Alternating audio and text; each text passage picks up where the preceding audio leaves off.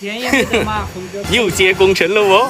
等工程一做完，我就买1斤五花肉，半斤炒土豆，另外半斤马铃薯炒五花肉，好好犒劳自己哦。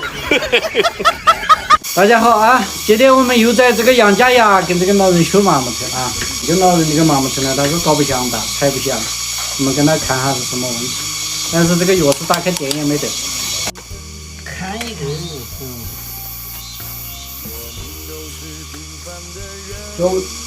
有座了，哎，这个还有电吗？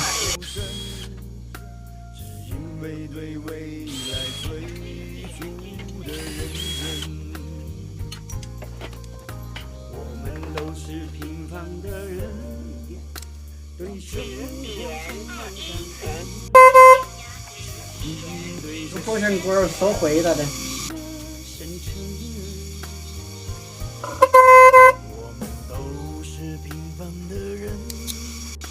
我看打不打火啊？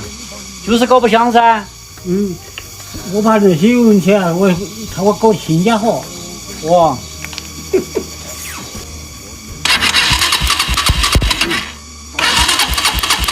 火还是有。没电，这个在这儿走车。是。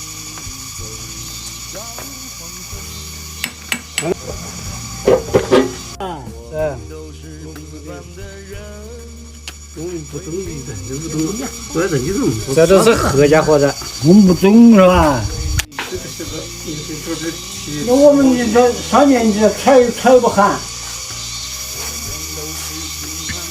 要不是你这说我还要你给我拖了。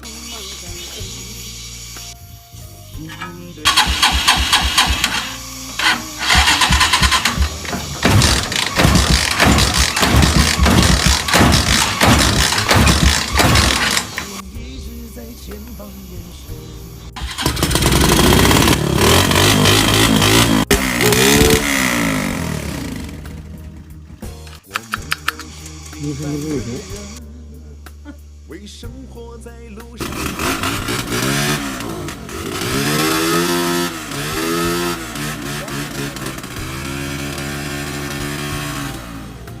我们都是平凡的人，为明天奋斗。